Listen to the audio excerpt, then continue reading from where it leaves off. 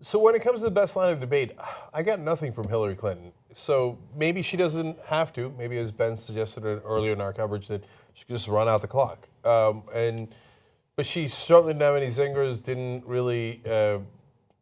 She seemed to have boilerplate talking points. So maybe other guys on the panel will disagree. But I thought Trump had the worst lines, but he also had the better lines. So one that I actually will give him credit for, that I don't think scores necessarily well politically, was actually an honest answer, which you almost never get out of Trump, let alone any politician. I want to go to that first. I will say this about Hillary. She doesn't quit. She doesn't give up. I respect that. I tell it like it is. She's a fighter. I disagree with much of what she's fighting for. I do disagree with her judgment in many cases. But she does fight hard, and she doesn't quit, and she doesn't give up, and I consider that to be a very good trait. When they usually ask people, as they did in this case, can you name something positive, anything positive about your opponent? This has been such a negative election. You get a nonsense answer, honestly, like Hillary Clinton did. Well, he has kids. Yeah, he has kids that you I don't. Almost always get that. Yeah, you know, you even get that from people in, like, when you go up to a line of Marco Rubio supporters, you say something nice about Donald Trump, they'll say, oh, he seems like a good father. I mean, always that's the thing. Right. That's your, like when you get asked in an interview, what's your weakness? I work too hard, right? Right. So, but Trump's answer was real, and actually what she should have been saying all along. Yeah. You know, I might be tough, but at least I work hard, right? Yeah. And so maybe you don't like my toughness, but at least I don't quit. That was the best ad Hillary Clinton's ever had. She does say that. On the stump, she says that all the time. I am not a quitter. I mean, the fact that I'm running again now shows you I am not a quitter. I will keep working. But I'm sure she says it on the stump is one thing, but you know, I mean, there were 85 million people like watching tonight. But it's better to have him say it about her. It is. So I actually don't think that was a good thing for Trump. I think it No, helped. I hear you. I agree with That's you. why you say the I'm kids. just giving him credit for giving an honest answer, right? Yeah. So, broken clock. Yeah, broken clock. Okay. Now, this is what I think did help him politically. This was on the issue of taxes, which should have hurt him, and I think it actually helped him in this case. Let's watch. My question is, what specific tax provisions will you change to ensure the wealthiest Americans pay their fair share in taxes? Mr. Trump, you have 2 minutes. Well, one thing I do is get rid of carried interest. One of the greatest provisions for people like me, to be honest with you. I give up a lot when I run because I knock out the tax code. And she could have done this years ago, by the way. She was a United States senator. She complains that Donald Trump took advantage of the tax code. Well, why didn't she change it? Why didn't you change it when you were a senator? The reason you didn't is that all your friends take the same advantage that I do. And I do. You have provisions in the tax code that, frankly, we could change. But you wouldn't change it because all of these people give you the money so you can take negative ads on Donald Trump. And I say that about a lot of things. You know, I've heard Hillary complaining about so many different things over the years. Oh, we should have done this. But she's been there for 30 years. She's been doing this stuff. She never changed, and she never will change. She never will change. We're getting rid of carried interest provisions. I'm lowering taxes, actually, because I think it's so important for corporations, because we have corporations leaving, massive corporations and little ones. Little ones can't form. We're getting rid of regulations, which goes hand in hand with the lowering of the taxes. But we're bringing the tax rate down from 35% to 15%. We're cutting taxes for the middle class, and I will tell you, we are cutting them big league for the middle class. And I will tell you, Hillary Clinton is raising your taxes, folks. You can look at me. She's raising your taxes really high. And what that's going to do is a disaster for the country. But she is raising your taxes, and I'm lowering your taxes. I get it. He's a weird sniffer or sniffler.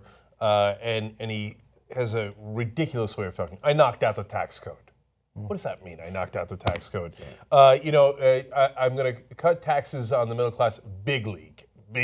Okay. Having said that, I actually think that was a terrific answer. I think he took what could have been a disadvantage for him. It should be that he didn't pay taxes, and turned it around to she's the one who created the loopholes. And here's a specific one I'd get rid of: carried interest. By the way. They should get rid of carried interest. She also believes they should get rid of carried interest, but neither one of them will actually get rid of it. But it would be wonderful if either one of them did.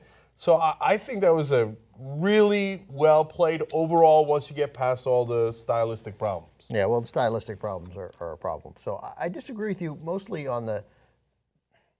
Well, first of all, where he's good is it's a chance for Donald Trump to talk the one bit of policy that he has some degree of facility with, right? I mean, usually when he Bankruptcy law. Right, bankruptcy law, but I mean taxes, like, he just merely that he said carried interest. Like look, it's Donald Trump talking about a thing that sounds like it exists, right? And he has Or it sounds like he knows about it because he says Aleppo. We know it exists, but he doesn't. right, have a but he clue. doesn't, right, Yeah. here he is, but he's facile with it. Like, he gets this. And Right. so, in that, it was a win. And I think saying a start, which he followed up on later, which is that nothing changes with Hillary. She says something, does nothing. You want that? Go Yeah, ahead, that's right? a winning strategy. Right, that's a winning strategy. I don't think, well, you say it turns into a win. I would say that that's as good an answer as Donald Trump can give on taxes. I do not think it changes what I suspect, I'm fairly certain, hurts him more than helps him, which is that him paying taxes. He's running for president. He's a super rich guy. He doesn't pay taxes. And so, like the tapes, that damage is done. That dagger is in. And he can give as good an answer as it is, but it's ultimately, among many things, disqualifying. Like, we all contribute to the common good. Americans basically believe that. Many of his followers don't, but most of us believe that. And he doesn't think so and doesn't care, and so when Giuliani says, hey, you do it too, yeah, I suppose, and it would disqualify me from being president. Like, it's okay. It doesn't mean I go to prison. It just means I don't get to be president of the United States. Well, see, that's why I get so frustrated by Hillary Clinton, because she almost never goes on the offense on issues like that. So after that statement by Trump, she came back and said, no, I wouldn't raise taxes on anyone making under $250,000. Playing defense, that's fine. You could state that once. But then I would have said, hey, Donald, so let me get this right. It appears you didn't pay taxes for 18 years. You're now bragging about it.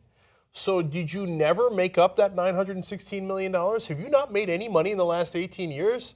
Because, I mean, I hear from you all the time that you're a great businessman. Right. Did you not make any money in all that time? How do you get the $10 billion you claim you have if you have never made over $900? That's a great question. Yeah, $916 million. And if you did, then are you willing to admit right here that you basically scammed the American people and found a way to cheat the tax system so that you made money, but you didn't pay any taxes on it anyway? Which one is it, Donald? Right. Are you poor or a tax cheat? That's right. Right. And she didn't do that. And That's so a great way to put this. Either or, frame them, you corner him. Are you a tax cheat or Right. are you broke? Right. And so when she doesn't do that, he gets to skate and goes, oh man, here's a loophole I'm going to stop. And she's the one who hasn't fixed it in 30 years. And if you don't know the details, the independent sitting at home who still hasn't decided goes, well, I mean, he knows the system, maybe he could change it. So did you just think of this tonight? No, I asked that on Friday. So why didn't like, it doesn't seem like they rehearsed that in the debate practice. Like, she should have said that. That's a great thing she should have said. Yeah. So, and if you said it on Friday, somebody else in her camp would have thought of this, they would have practiced Actually, it. there was a tape. I don't know if you heard of it. Tape came out on Friday. Yeah. No. By the way, I'm sorry.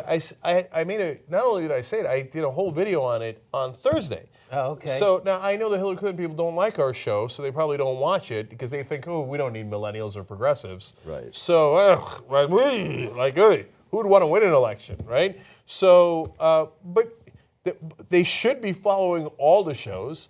And besides which, forget me. Who cares about me? You've got 1 billion people working on your campaign. I mean, the amount of money she has and the amount of staffers she has, and nobody puts together, hey, did he never make more than 900? But I mean, that's one of the frustrating things about politics. I mean, it's like, you're running on 2nd and 10? I mean, it's the same thing. You're sitting home, you're watching somebody else do something. Like, why are you not doing it the way that you should be doing it?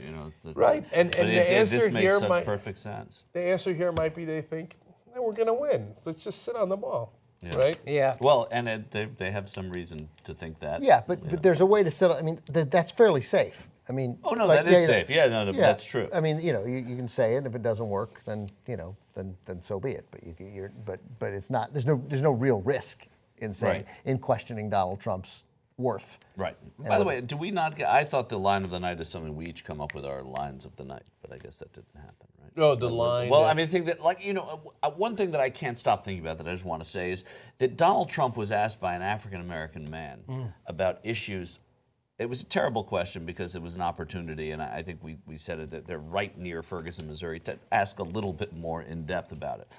But as is so telling with everything Donald Trump does, right? An African American is asking him about something that he would do about race in America, or everybody in America. He wasn't specific. Donald Trump said inner cities 3 times. Because he sees a black person, Right, he thinks totally. inner cities. Yeah, right? some black people live- He sees a woman, it's grab her pussy. He sees, I mean, there's this, he lives in a way that most Americans don't, or maybe many apparently do. But that to me was another example of his out of touchness with everything. Black person, I have to say inner cities. That's And, right. You know, and to me that kind of stuff really strikes me. And I see it from him all the time. I see it with, we see it how he's Latinos tonight. Muslims, everything is generalized to him. as a You president. mean Latinos or do you mean Hispanic Americans? Well, Hispanic Latinos, Hispanics, the ones that belong Yeah. to the Latinos. But like it would dumbfound Donald Trump that there are some black people in America who don't live in the inner city. Right. Let That's alone, exactly right. Let alone millions of black people who Right. don't live in the inner Or city. Yeah. that a black person could be asking a question that doesn't have to do with the inner Right, city, oh, God, right? right, It could, the environment, Right. right? So, and that question was vague enough that you might have Well, taken that's it true. anyway. There was a problem inherent in the question, though. So yeah. So you say he should say ghettos? So, but he classifies people in that way, and he mentions Chicago. Right. So instead of saying how he would help African Americans, or as he puts it, the Latinos, Hispanics, right? He put it in terms of, let me blame you. Okay, it's the worst it's ever been. The inner cities are a mess. Right. Yeah. And look at Chicago. Look at the violence in Chicago. That's him saying to white voters, now don't worry about this guy. Okay, don't worry. I'm on your side. I'm not on his side. I'm not on the Latinos, Hispanic side, or the black, or the inner city side. It's the same with Islamophobia. Essentially, right? Yeah. I mean, it's your fault. The Islamophobia. He is your blamed the fault. Muslims on Islamophobia, Yeah. or blamed Islamophobia on Muslims. I mean, how do you do that? Well, if there weren't Muslims, No, I'm saying I mean, I don't want to have stick up for Trump. That's a good point. Yeah.